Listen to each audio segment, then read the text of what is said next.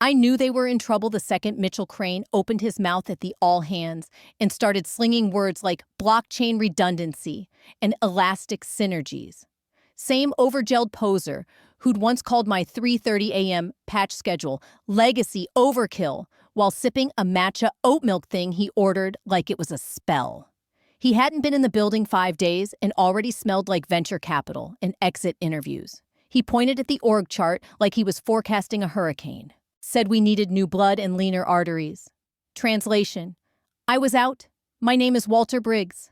I'm 56 and I'd kept that company's systems stitched together longer than Mitchell had been shaving. 9 years of bare metal migrations, hand-built CI pipelines, and encrypted backups tucked tighter than a squirrel's winter stash. I never made noise. I just fixed what broke before anyone noticed it had. To them, I was legacy. To me, I was the last person who knew which wires hummed and which ones sparked. So I didn't argue. I just nodded. Then I walked back to my quiet corner on the 3rd floor of our Richmond office, the one with the busted heater and the ancient server rack no one dared touch, and began moving every credential I could reach into cold storage, offline, air-gapped. Somewhere Mitchell's pretty dashboards would never detect. See, people forget the quiet ones. We're not asleep. We're planning. We're building lifeboats while the new guy rearranges the deck chairs and calls it innovation. Oh, and before I dig deeper into this digital slow-motion train wreck, 97% of you binge these stories without subscribing or hitting like. Come on, folks. It takes one click.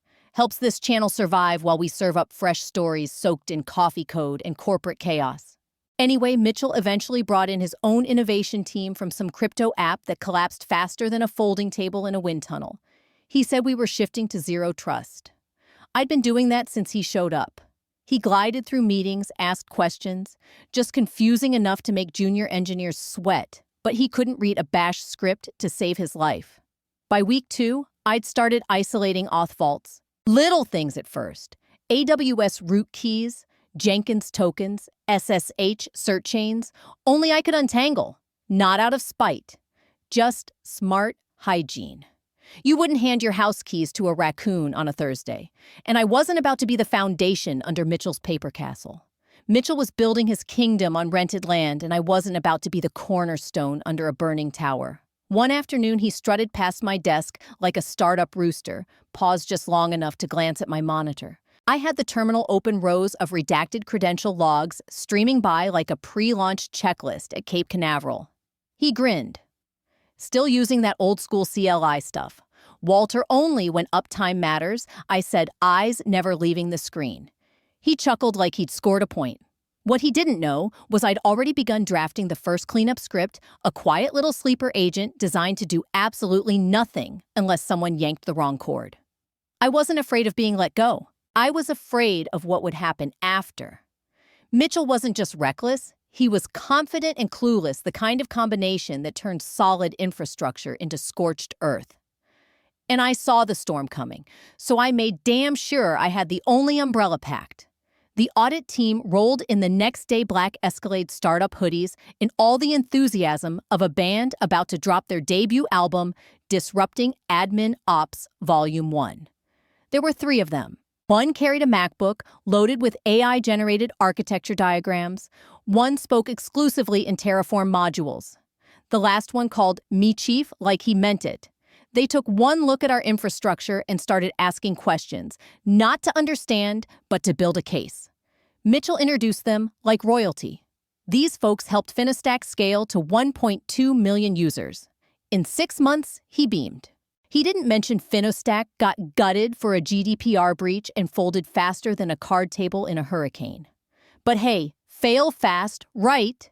Then came the ask full read-write access to the deployment pipeline. I said no, not out of pride, out of pattern recognition. You don't hand the butcher your kitchen keys unless you're ready to eat floor scrap stew. Mitchell overruled me, said it was temporary, just for mapping. Tossed around phrases like evolving through friction, which is exec speak for, I want your homework before I fire you. They told me to document everything for redundancy. Not backup, not continuity. Redundancy. Like I was a spare tire they were getting ready to ditch at the next exit. Fine. So I documented in the most surgically weaponized way possible. Left just enough detail to look complete, but not enough to survive without me. Referenced phantom scripts only I had. Masked every key path with variables I could decode in my sleep. Not sabotage. Just self-defense through elegant ambiguity. The audit crew started nosing around the orchestration servers, like they were on a scavenger hunt without a map. I caught them cloning branches from my automation scripts, mimicking workflows they didn't understand, trying to reverse engineer logic that was part muscle memory, part experience, and part instinct. It was like watching someone try to perform heart surgery with IKEA instructions. They had the steps, but not the why, not the consequences. Worse, they had no idea what they were quietly unraveling. They disabled an old webhook buried in a legacy deployment loop. Probably looked useless to them, until the queue jammed and silently failed for a day and a half. Not a single alert. No flags. Just stillness. I was the only one who noticed. When I brought it up to Mitchell, he gave me that startup smug look and said, "Let them learn." So I did. That night, I logged out of the automation server and never logged back in. I yanked the root credentials from the cloud KMS revoke token access and moved the decryption keys to a cold vault, one that lived inside a weatherproof Pelican case next to a write-in-the-rain notepad and a burner USB I'd picked up in Roanoke. Overkill? Maybe. That's why it worked. Then I started backing up more than just code. I backed up evidence. Slack threads, calendar invites, approvals, change requests. I watched every time Mitchell met with legal, tracked what repos the audit team forked. Not out of paranoia, out of pattern. I even caught one of their junior guys pasting a malformed command straight into a prod shadow cluster, taking down our QA environment like a bowling ball through a stained glass window. No one admitted it, but I had logs. I had screen capture. I wasn't angry. I was precise. Because I'd seen this movie before. The flashy newcomers rip out the soul of a stable stack, replace it with a house of duct-taped YAML, and ego then acts surprised when it collapses. I didn't argue. I just went silent. Let my calendar dry up. Meetings I once led disappeared. Emails went to new names. At first I thought maybe someone fat-fingered a distribution list, but the pattern was too clean. I messaged Carrie, one of the last devs I trusted, and asked if I'd been left out of something important. Her reply, "Not your scope, period." That period cut deeper than any layoff could. And then came the contractor. From Denver. Brad or Chad, some CrossFit-sounding noun, and they gave him credentials to my secured sandbox. The one I built after a phishing scare, the one that mirrored prod and held half the company's skeleton keys. They handed the raccoon my house keys. That sandbox cluster mirrored our production deployment configs. And now it was wide open to Brad from Denver, the guy who once deployed a Helm chart riddled with 6 syntax errors and bragged about automating QA with ChatGPT prompts, like it was a game of Mad Libs. I confronted Mitchell in the break room. Just the two of us. A flickering fridge light overhead, and the lingering scent of something microwaved into its third death. You gave Brad access to the SB nodes. Contractor access is scoped and audited, he said, sipping some kombucha that looked like motor oil and smelled like regret. Those nodes shadow production, I said calmly. One recursive call and the whole testing pipeline turns into spaghetti. He blinked at me like I'd recited Shakespeare. Well, maybe the system needs to fail a little before it learns to fly. I smiled like I was explaining gravity to a goldfish, then walked out before I could say something fireable. But the final straw came days later. My access to the deployment manager? My deployment manager was gone, just vanished. No Jira ticket, no change log. I found out during a build failure. Jenkins spat out an error, said I didn't have permission to view logs. I stared at that message for a full minute, hand frozen on the mouse. That kind of stillness only hits when your gut knows it's over.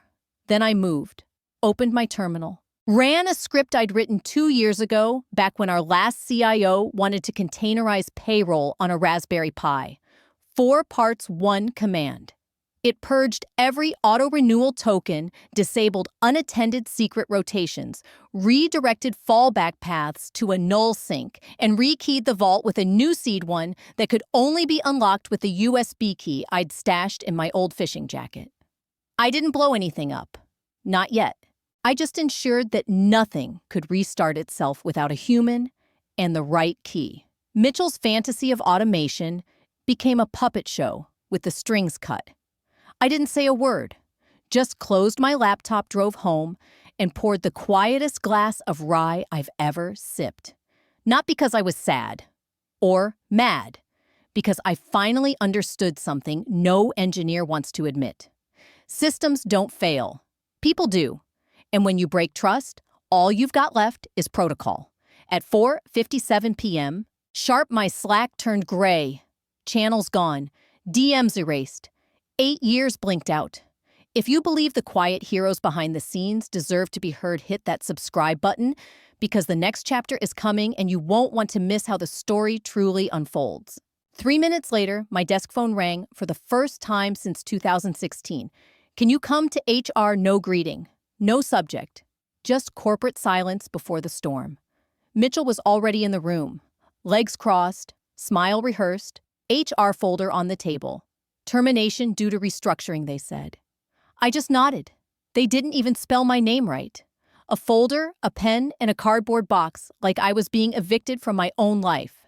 I glanced down and noticed they hadn't even spelled my name right on the termination form. We're restructuring?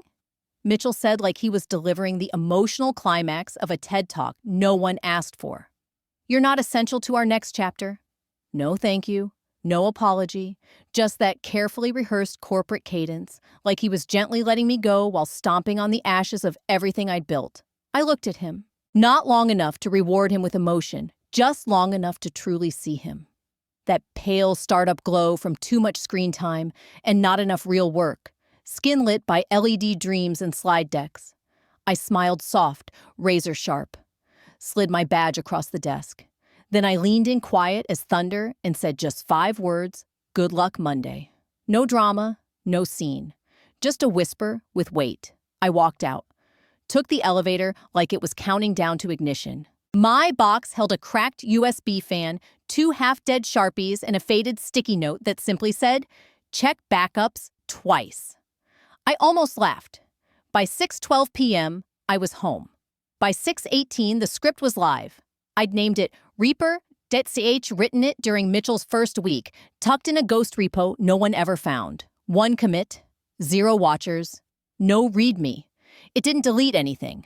That'd be too obvious, too amateur.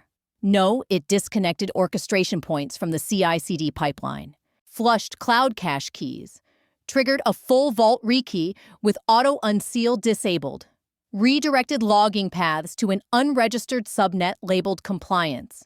It broke nothing. It just made fixing everything impossible. And the root key that lived inside a steel Pelican case, double-latched, waterproof, fireproof, stored next to a maglite, a fishing license, 2 cigars, and a bottle of rye I'd been saving for the end of something. I was taking it north with me the next morning. Real north, past cell signal, past stress. I didn't sleep much that night. Not from guilt, from anticipation. I wasn't waiting for karma. I was karma zipped in canvas and riding shotgun toward the tree line. Let them find out Monday what non-essential really meant. And Monday, it opened like a crime scene. You don't see 7:03 a.m. Slack blow up like that unless something's burning. Product pinged first, then support. Then silence, the kind that means your whole system just flatlined. Is the dashboard down for anyone else came the first ping at 7:06 a.m. from product. Then sales CRMs throwing 403s. Can't even log in. Marketing chimed in as helpful as ever. Try refreshing. Then nothing. Silence. Followed by that slow, dawning recognition, everything wasn't down. It was broken. VPN dead. CI/CD frozen, impending like a rabbit in headlights. Jenkins flatlined. Logging gone.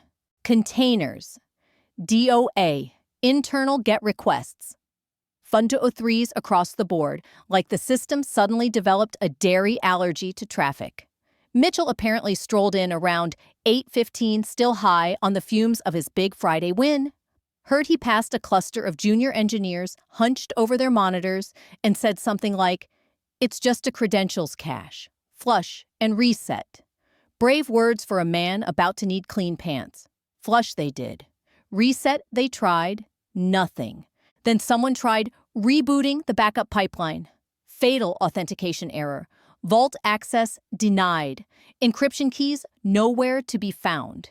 Even the monitoring dashboards were blind. No pulse. It was like trying to resuscitate a server rack with a foam bat. Someone finally suggested rolling back to Friday's build. That's when the real panic hit.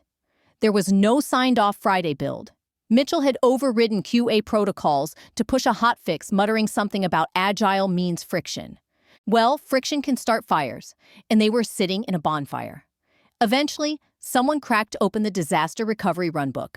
I know, because I wrote it. And on page 1 in bold red font, if Vault auto unseal fails, retrieve the offline key from the senior infrastructure lead. Too bad they'd fired the only person who knew where that key lived. At 9:41 a.m., Mitchell apparently muttered. He probably wrote it down somewhere, like I'd sharpied the root key on a post-it in the break room. By 10:17, one of the project managers was actually rifling through my old desk drawers, looking for digital treasure like some lost city explorer. All they found were expired cough drops, a novelty rubber duck, and a sticky note that said one word, "Nope," underlined 4 times.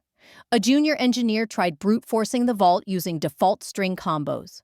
After 5 attempts, it locked them out and entered hard timeout mode, exactly as I'd engineered it. Meanwhile, the C-suite started circling, asking why portals were down, why support was flooded, why nobody had answers. Mitchell told them the team was triaging. Technically true. They were triaging a corpse. They were triaging technically. But what they were really doing was performing digital CPR on the smoldering remains of a system Mitchell had killed with ego jargon and a pink slip.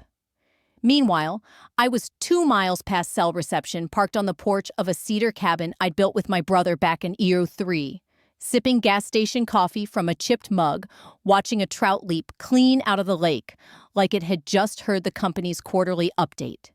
My phone lay face down on the table beside the steel Pelican case. Inside it, the root key rested like a sleeping dragon, unbothered, untouchable, unreadable to anyone not named me.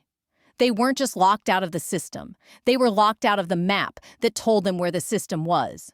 And for the first time in years, I could breathe. No pagers, no 3 a.m. alerts, no Slack messages tagged urgent. Just birdsong still water and the faint, delicious echo of panic from 150 miles south. By 11:02 a.m., they declared a war room. Not figuratively, officially. They took over one of those third-floor conference rooms with the flickering LED panel and the dusty Polycom spider phone in the middle. 10 people crammed in laptops, open caffeine flowing like fear. Interns hovered outside like ants before a storm. First words out of Mitchell's mouth. "Where's the root password?" Dead silence. A junior engineer coughed into her hoodie. Someone else typed gibberish like it meant something. Legal was looped in. They checked my termination file for any sort of offboarding protocol. There wasn't one. HR had followed Mitchell's lead, treated me like a printer with Wi-Fi. No exit interview, no knowledge transfer, no checklist. Just thanks, goodbye. Which is exactly how you lose root access to your entire kingdom. Someone from SecOps started going through my desk drawers.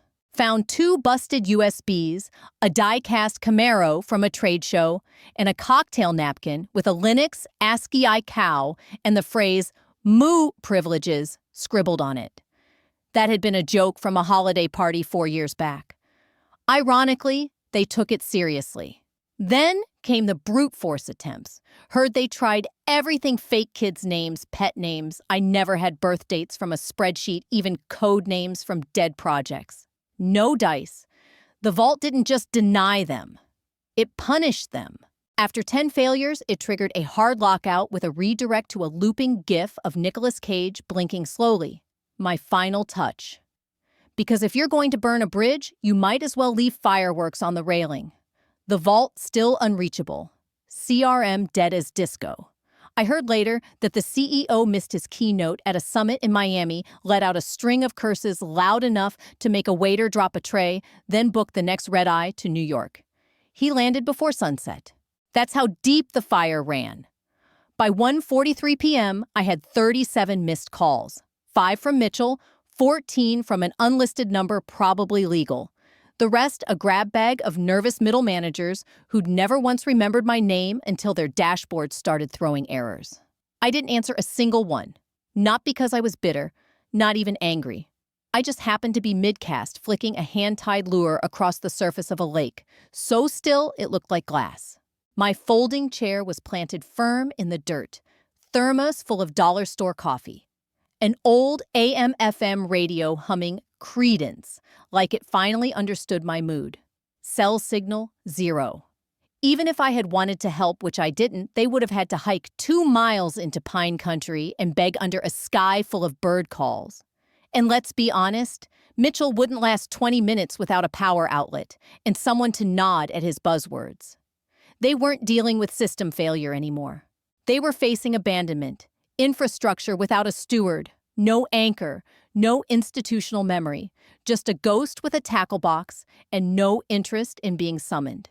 Because sometimes control isn't about pressing buttons, it's about making sure no one else can find the panel.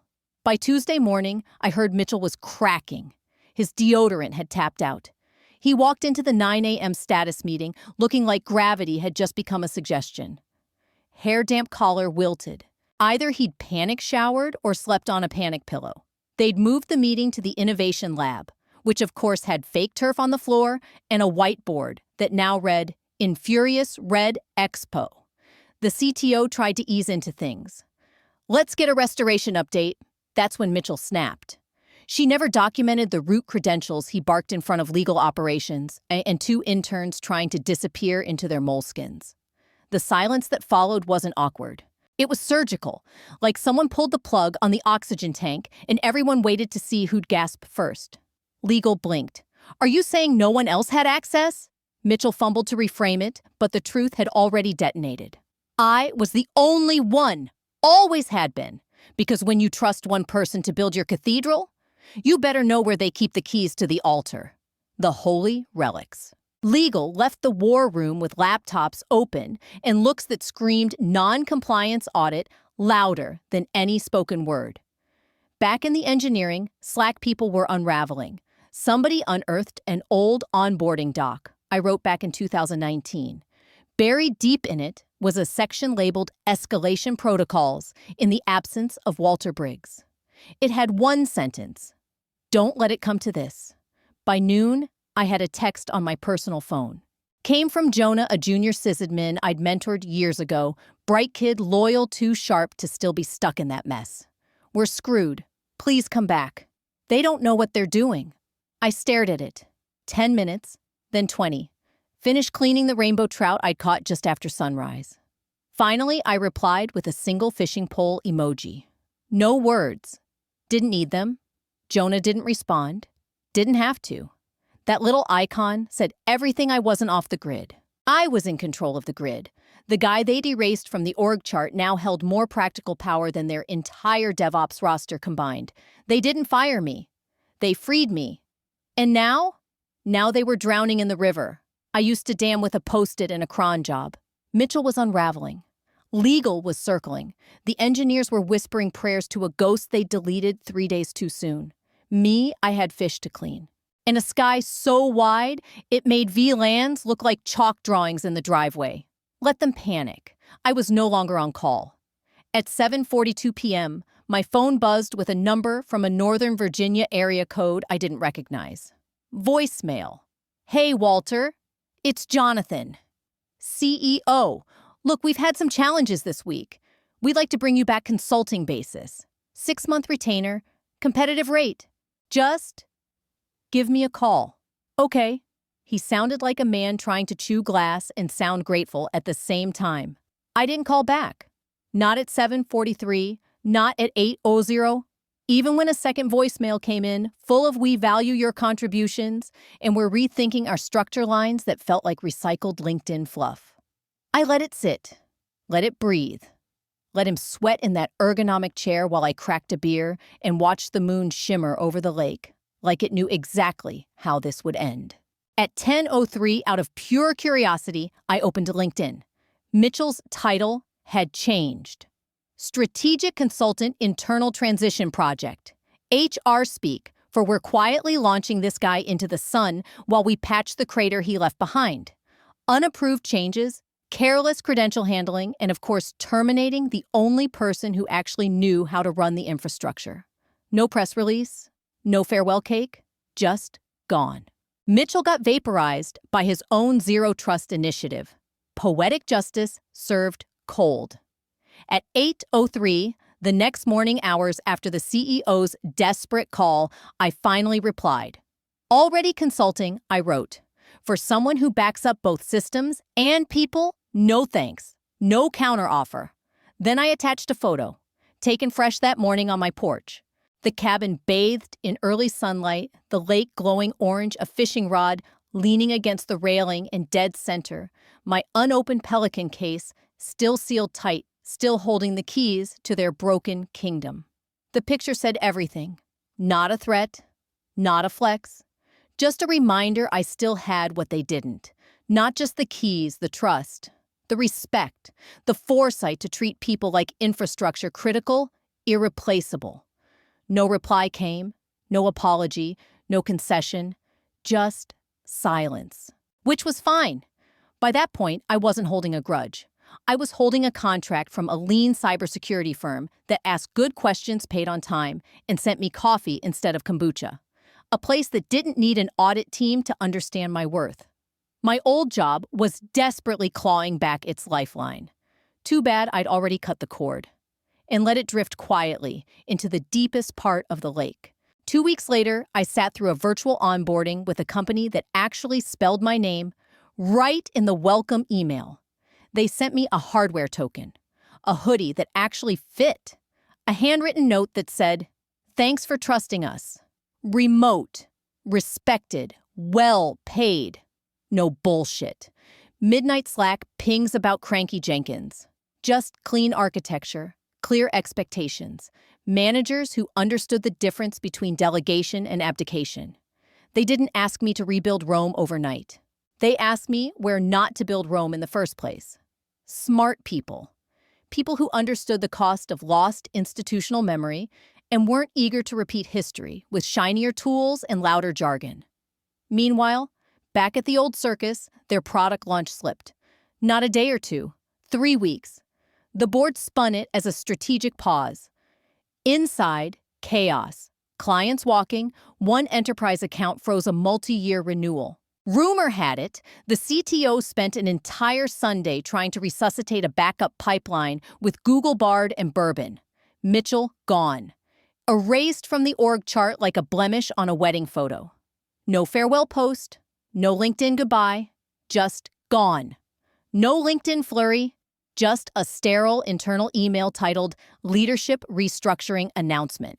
No mention of mistakes, just a reshuffling of cards, hoping no one noticed the scorch marks beneath. But I did. Then I published something. An article. Under my real name, not a rant. A calm post-mortem disguised as a thought piece. The hidden cost of short-term thinking in IT. I laid it all out. Anonymized, of course. No names, no logos, just patterns. Truths no one wants on their roadmap, because admitting them means owning responsibility. Infrastructure isn't just servers and pipelines. It's trust, continuity, knowing who built the plane before you fly it into a storm. The final line. Sometimes what you call dead weight is just ballast. Remove it and the ship tips. The post went viral in quiet corners of LinkedIn, likes from grayed-out profiles, DMs from strangers saying we had a Mitchell too. Recruiters came sniffing, but I didn't bite. I didn't need another company. I already had something better. Control, peace. A job that didn't make me erase myself just to fit inside a box labeled non-essential. They thought firing me would make their system more efficient. It did because now it runs without the ones who broke it. Stories like this hit a nerve. Too many companies underestimate the quiet ones who keep everything running until they're gone. This wasn't revenge out of rage. It was consequence out of neglect. A perfect example of why respect, not replacements, is the true backbone of any system. You're the real stars of the corporate jungle. Thanks for watching. Hit subscribe or I'll flick the switch on your old cubicle memories.